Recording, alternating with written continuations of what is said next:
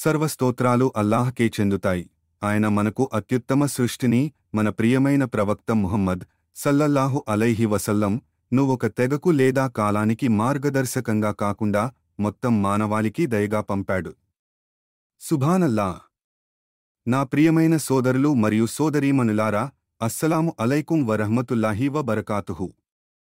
నేను మిమ్మల్ని హృదయపూర్వకంగా ఒక విషయం అడుగుతాను. నేను ఏ ముస్లింనైనా అల్లాహ్ తర్వాత మీరు ఎవరిని ఎక్కువగా ప్రేమిస్తారు అని అడిగితే ఏమాత్రం సంకోచించకుండా సమాధానం మన ప్రియమైన ప్రవక్త ముహమ్మద్ సల్లల్లాహు అలైహి వసల్లం. మేము ఆయనను ఎప్పుడూ కలవలేదు. ఆయన దివ్య ముఖాన్ని ఎప్పుడూ చూడలేదు. ఆయన కాలంలో పుట్టలేదు. అయినా ఆయన మన హృదయాల్లో ప్రతిరోజు చూసే వారికంటే మరింత స్పష్టంగా జీవిస్తున్నారు. ఆయన పేరు విన్నప్పుడు మేము నవ్వుతాము మరియు జన్నత్లో ఆయనను కలవాలని కలలు కంటాము. ఎందుకు? ఎందుకంటే మీరు ఆయన సున్నహ్ను కలిగి ఉన్నప్పుడు ప్రేమకు దృష్టి అవసరం లేదు. కాని మనం నిజంగా ఆయనను ప్రేమిస్తే మనం కూడా ఆయనలాగా జీవించాలి కదా. అదే ఈ వీడియో యొక్క కారణం. ప్రవక్త ముహమ్మద్ సల్లల్లాహు అలైహి వసల్లం యొక్క దినచర్యను అన్వేషించడం, తద్వారా మనం మెరుగైన ముస్లింలు కావడమే కాదు, కానీ ఈ గందరగోళ ప్రపంచంలో శాంతి, ఏకాగ్రత మరియు ఆనందాన్ని కూడా పొందవచ్చు. ఆశీర్వాద ప్రారంభం. ఫజ్ర్కు ముందు ప్రవక్త ముహమ్మద్ సల్లల్లాహు అలైహి వసల్లం తన రోజును రాత్రి చివరి భాగంలో ఫజ్ర్కు ముందు ప్రారంభించేవారు. తహజ్జుద్ కోసం నిశ్శబ్దంగా లేచేవారు. ఇది అల్లాహ్ ప్రేమ మరియు సామీప్యత యొక్క నమాజ్. ఆయన చెప్పారు, ఫర్జ్ నమాజ్ల తర్వాత ఉత్తమ నమాజ్ రాత్రి నమాజ్. మరియు ఆయన ఇలా కూడా చెప్పారు, మన ప్రభువు రాత్రి చివరి 3వ భాగంలో అత్యంత దిగువ స్వర్గానికి దిగివచ్చి అంటారు, నన్ను ఎవరు పిలుస్తారు? నేను సమాధానం చెప్పగలను. నేను క్షమించడానికి ఎవరు నా క్షమాపణను కోరుకుంటారు? ఊహించండి, ప్రపంచం నిద్రపోతున్నప్పుడు అల్లాహ్ స్వయంగా అడుగుతున్నారు, నా దయ ఎవరికి కావాలి?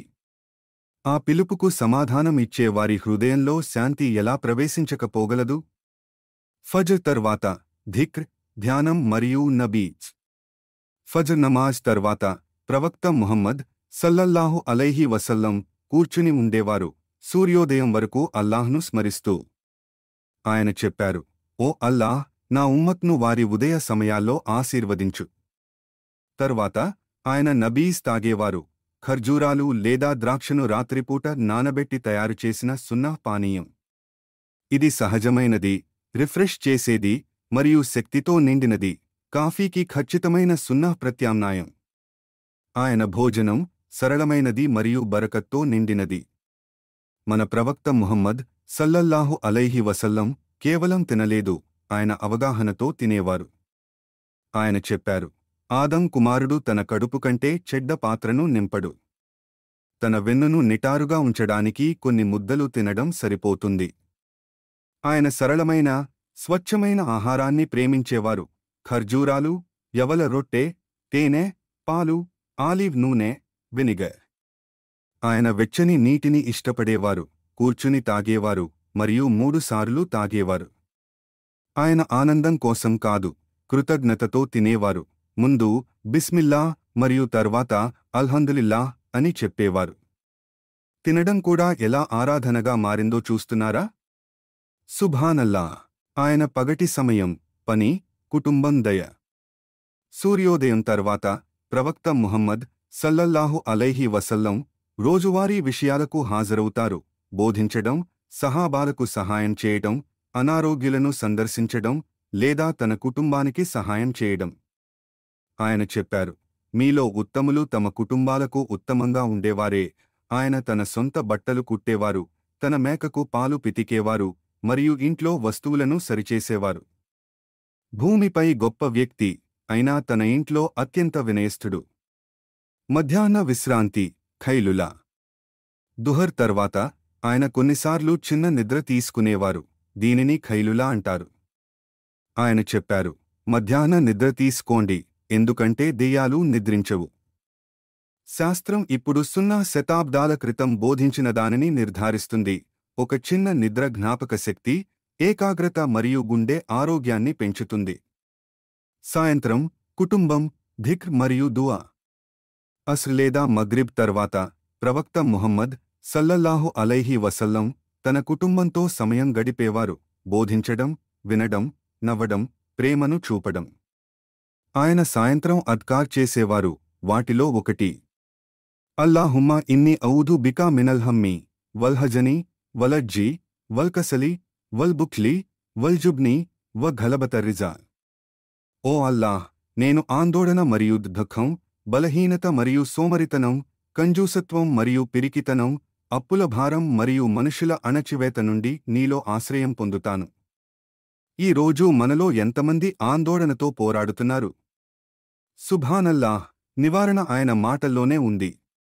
నిద్రకు ముందు శాంతియుత సున్నహ్ దినచర్య. ఇషా తర్వాత ప్రవక్త ముహమ్మద్ సల్లల్లాహు అలైహి వసల్లం త్వరగా నిద్రించేవారు మరియు చెప్పారు, ఇషా తర్వాత సంభాషణలో పాల్గొనవద్దు. నిద్రకు ముందు ఆయన వుదు చేసేవారు, ఆయతుల్ కుర్సీ పఠించేవారు, సూరా అల్-ఇఖ్లాస్, అల్-ఫలక్ మరియు అన్నాస్ 3 సార్లు పఠించేవారు. కుడివైపుగా పడుకుని చెప్పేవారు, బిస్మికా అల్లాహుమ్మ అహ్యా వ బిస్మికా అమూత్. నీ పేరుతో, ఓ అల్లాహ్, నేను జీవిస్తున్నాను మరియు చనిపోతాను. ఆయన నిద్ర కూడా ఆరాధనగా ఉండేది, శాంతి మరియు ధిక్తో నిండినది. ప్రవక్త రహస్యం, సమతుల్యత మరియు బరకత్. తన రోజంతా ఆయన హృదయం అల్లాహ్తో ఉండేది. ఆయన రోజుకు 70 కంటే ఎక్కువ సార్లు ఇస్తిగ్ఫార్ చేసేవారు. చిన్న చర్యలు కూడా స్మరణతో నిండినవి. ఇంటి నుండి బయలుదేరేటప్పుడు ఆయన చెప్పేవారు, బిస్మిల్లాహి తవక్కల్తో అలలా. ఏదైనా అందమైనది చూసినప్పుడు సుభానల్లాహ్, శుభవార్త విన్నప్పుడు అల్హందులిల్లాహ్. ఆయన నిరంతర సంబంధం ఉన్న జీవితాన్ని గడిపారు మరియు అదే ఆయనకు ప్రశాంతతను తెచ్చింది. ఆధునిక జీవితంలో సున్నహ్ను తీసుకురావడం. ఇప్పుడు ఒత్తిడి, శబ్దం మరియు స్క్రీన్ల మన ప్రపంచంలో మనం మేల్కొని అల్హందులిల్లాహ్ చెప్పడానికి ముందు మన ఫోన్లను చేరుకుంటాము. కాని మనం ఒక మార్పును ప్రయత్నిస్తే ఏమిటి? ఫజ్ర్కు ముందు మేల్కొనడానికి ప్రయత్నించండి. ఆ మొదటి క్షణాలను అల్లాహ్తో గడపండి. నమాజ్ మరియు ధిక్ర్ తర్వాత వరకు మీ ఫోన్ను దూరంగా ఉంచండి. మీ మనస్సు ప్రశాంతంగా మరియు మీ రోజు ఆశీర్వదించబడినట్లు మీరు అనుభూతి చెందుతారు. హామీ. ప్రవక్త ముహమ్మద్ సల్లల్లాహు అలైహి వసల్లం లాగా సరళంగా తినండి, తక్కువ వైవిధ్యం, తక్కువ అతిగా తినడం. ఇది ఆమ్లత్వం, స్థూలకాయం మరియు సోమరితనానికి నివారణ. ఆయన చేసినట్లు మీ కుటుంబానికి సహాయం చేయండి. ఒక చిన్న చర్య, ఒక పెద్ద నవ్వు, మరియు మీ ఇంటికి శాంతి తిరిగి రావడం చూడండి. మరియు అవును, త్వరగా నిద్రించండి. ప్రవక్త దినచర్య కేవలం ఆధ్యాత్మికం మాత్రమే కాదు, ఇది మానసిక మరియు శారీరక ఆరోగ్యానికి శాస్త్రీయంగా ఖచ్చితమైనది.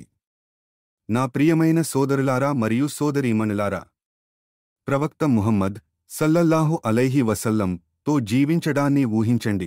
ఆయనను నవ్వించడానికి మీరు ప్రతిదీ చేయరా? అప్పుడు ఆయన మనల్ని చూస్తున్నట్లుగా ప్రతిరోజు జీవిద్దాం. తద్వారా తీర్పు దినాన మనం గర్వంగా చెప్పగలము, యా రసూలల్లాహ్, నేను మిమ్మల్ని అనుసరించడానికి ప్రయత్నించాను. మీ షెడ్యూల్ బిజీగా ఉన్నా, మీరు విద్యార్థి అయినా, తల్లి అయినా లేదా రాత్రి పనిచేస్తున్నా, చిన్నగా ప్రారంభించండి.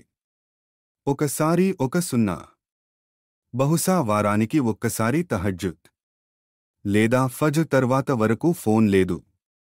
ప్రతి సున్నహ్ బరకత్ తెస్తుంది మరియు మిమ్మల్ని అల్లాహ్ మరియు ఆయన దూత ముహమ్మద్ సల్లల్లాహు అలైహి వసల్లం కు దగ్గరగా తీసుకువెడుతుంది. ప్రవక్త ముహమ్మద్ సల్లల్లాహు అలైహి వసల్లం మనకు ఎలా ప్రార్థించాలో మాత్రమే నేర్పలేదు. ఆయన మనకు ఎలా జీవించాలో చూపించారు. ఎలా తినాలి, నిద్రించాలి, నవ్వాలి, క్షమించాలి మరియు జీవితాన్ని అందంగా సమతుల్యం చేయాలి. అల్లాహ్ మనకు ఆయన సున్నహ్ను అనుసరించే తౌఫీక్ ఇవ్వాలి, మన ఇళ్లను బరకత్తో నింపాలి మరియు మన హృదయాలు ఆయనను ప్రతిరోజు మరింతగా ప్రేమించేలా చేయాలి. ఆమీన్. మీరు మన ప్రవక్త ముహమ్మద్ సల్లల్లాహు అలైహి వసల్లం ను ప్రేమిస్తే దానిని కేవలం చెప్పకండి, దానిని జీవించండి. దయచేసి లైక్ చేయండి, షేర్ చేయండి మరియు మరిన్ని ఇస్లామిక్ రిమైండర్ల కోసం సబ్స్క్రైబ్ చేయండి. జజాకుముల్లాహు ఖైరన్.